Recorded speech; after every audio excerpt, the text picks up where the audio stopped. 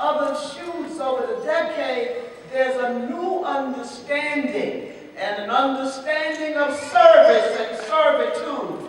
And we understand, too, that those that are high elevated, she's a spiritual woman, those that become highly elevated are often elevated unto service to another generation. Barbara Robinson, would you please stand? I love you, Barbara. And then Barbara's daughter, my beautiful niece, is Stephanie Robinson Goldman.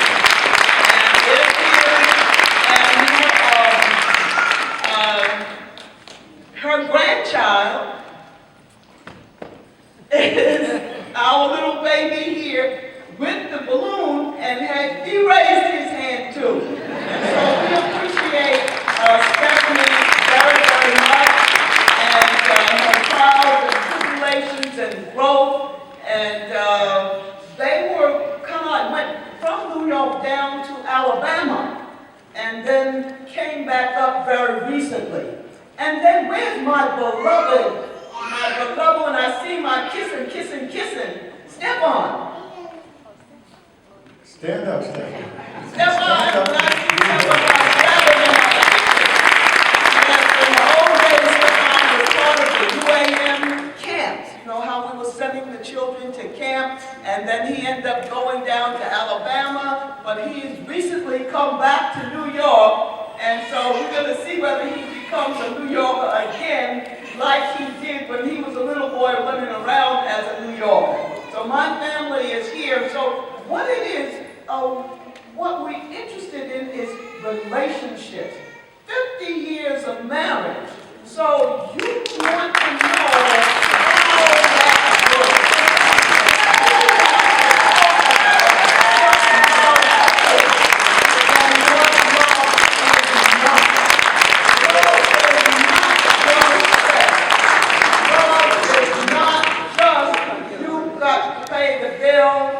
Love is not just give a gift.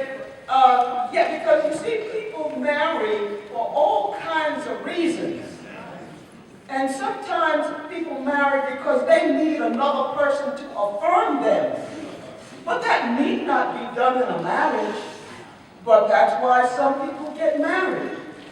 Others, as I mentioned, saying that, well, you can put a roof over my head, you can help me out.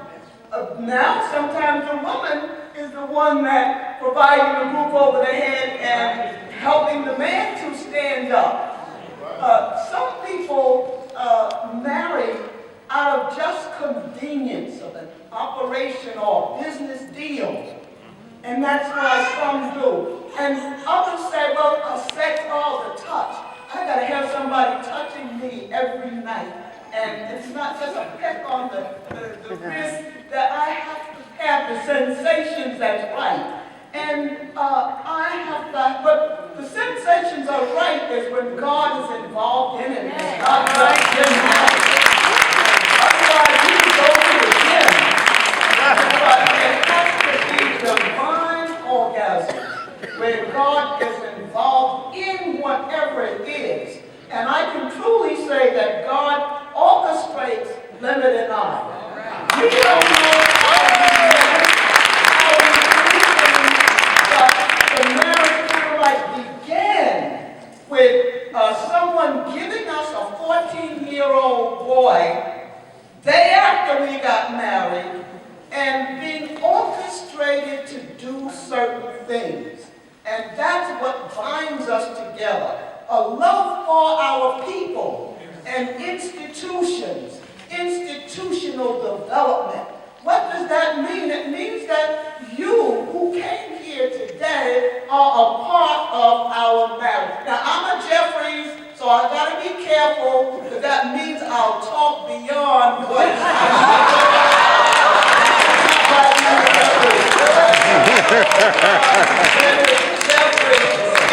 pieces of me as pieces of him. And he really is a genius. You know what? At one time, remember we used to say, oh my goodness, here comes Leonard again. He's got such a big ego. Look at him. Look at it. You can go like this and make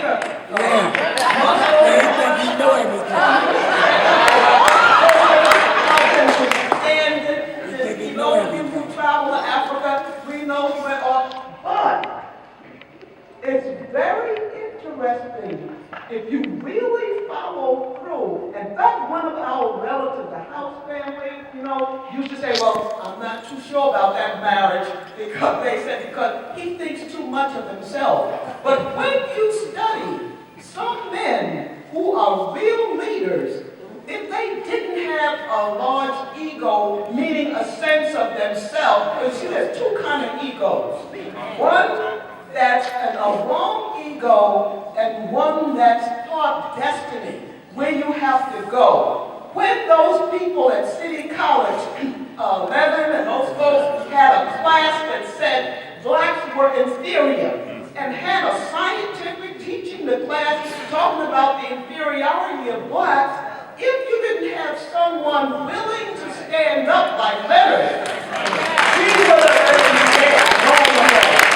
And so, when you call certain black men such that they have too much of an ego, in order to be able to push forward over a staff of 22 highly intelligent, brilliant scholars and people, you have to have that executive ability to thrust forward. And so we're saying to you that in the growth process, we could, just like when Leonard had all those dates,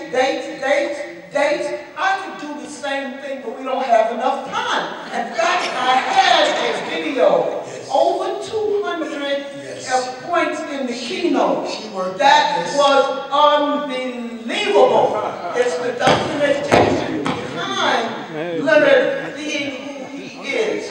We have some documents, 3 diaries of him. One way back when he was in the Congo. He had a diary when the French were coming in to destroy stuff. We have that diary. When he was in Europe going through that, we have that diary. We have papers from from Bill Mackey, from Scobie, from all of these things. So that's why I wanted to say,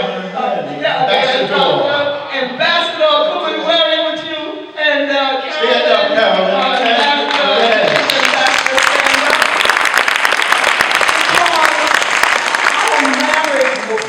was formed through ambassadors, diplomats, and we were little young people running around all over the place doing this, that, and the other, helping, whatnot. We had no idea what they were doing to us. And it was Ambassador Elliot Skinner, which was Leonard's first black teacher at Columbia University.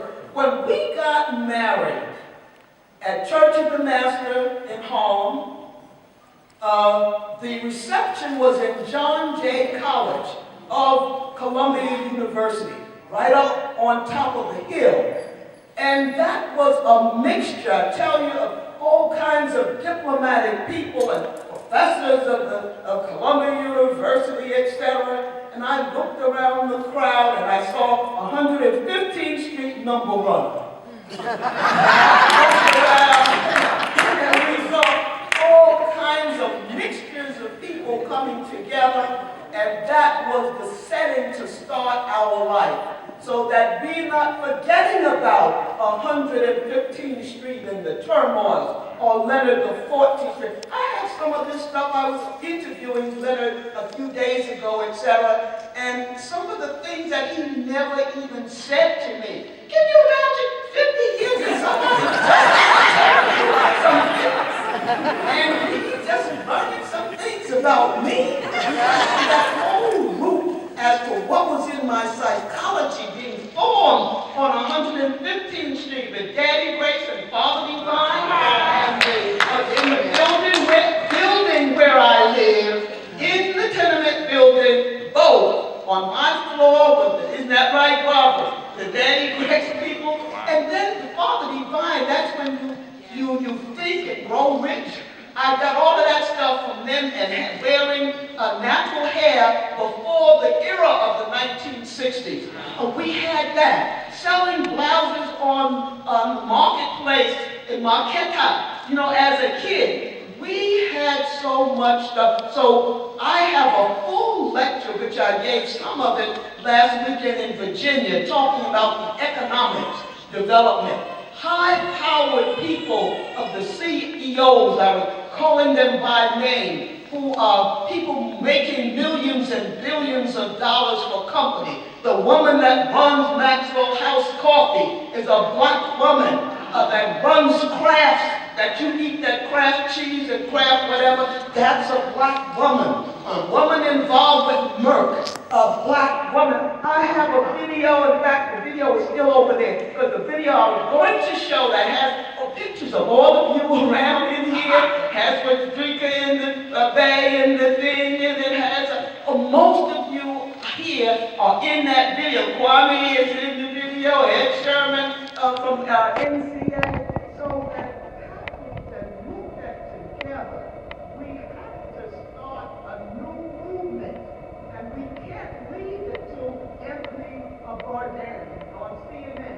As complex that thing he did on the Bronx was, and I said wonderful because that's the first time I heard somebody talk about the Bronx burning, when the landlords deliberately went in there, burned the buildings to get the insurance, and paid a group of unfortunate people to go in there and strip the piping out. You see? And he did mention all of that. He mentioned the hip-hop and all kinds of stuff, but he did not mention Bronx High School assignments. You can't wait for other people to do the good stuff that goes on. He didn't talk about Hofstra College. He didn't talk about Lehman College, etc. So and then the same thing with Ken Burns. As fantastic as Ken Burns is, I mean, that thing on the Roosevelt was a knockout. But we can't wait. When he did the Statue of Liberty, he did not mention one time we went through the 1960s, Leonard and other black studies leaders proved with the documentation that the early image of the black statue was a black woman, and that it was a black woman because France had gone through their revolution and appreciated people who wanted to be free and fight to have liberty and their freedom. And so that now we take it as multicultural, right? Give me your tired, your poor of Europe, your huddled masses coming to be free. A reinterpretation of that statue. And so too in some of these communities. We're a parent people. We have to talk about our role on this planet vis-a-vis other racial and ethnic groups, because we are still that. And so that, why is it that because we're the mothers, we open the doors, we love people from India, even in here. Remember when Barbara Ann in the old days had Nago Parabian, yes, the Africanist, but also opened the doors to the Indian gurus that I met right here. And we open the doors, and here they are in the community, and we got to put our hand in a little piece of bulletproof something in order and we're the parent people. They know nothing about our history.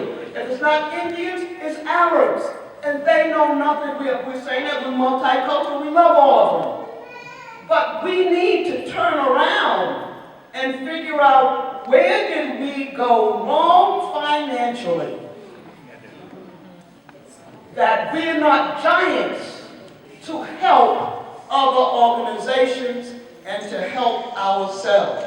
So that if we have CEOs of giant corporations that you don't hear too much about, because they kind of like play an integration role quiet as a whole, although they have a declaration that they said that they would help the communities and help various kinds of things, but we need big time help. We had Barack Obama, who saved this country. Remember when he went into office? This country was dying. The bankers and the corruption and stuff. He went in. He's not the only one. The other black man that saved America was George Washington Carver. This country was dying because of the cotton industry. We still sending cotton to Europe, to France, and also to the North. The North was jealous, and that came the Civil War. But when he discovered how to save the crop, that was the bold wheat. I see Ann Brown, Dr. Ann Brown has studied Georgia. Am I right, Dr. Ann Brown? She studied there. And came out with some other stuff. And I see Tyrene over there. And Tyrene, right, raise your hand, Tyrene, did some fantastic studies on Booker T. Washington and organizations coming together in order to help the community. So we have to relook at even Harriet Tubman. She owned property upstate in Auburn, and she went into business. She had a little business washing clothes and etc. and helping women who could not help themselves. I see Queen back there who deals with the homeless and has helping us. Raise your hand. And I want to start raising hands because I don't want to get into trouble. I saw my little she'll be going beautiful around. daughter, Eva Shewa. Eva Shewa over there. I love her. Those of you who have some envelopes you want to pass on to us to help us in the work, she'll be going. Dr. Falou is the glue.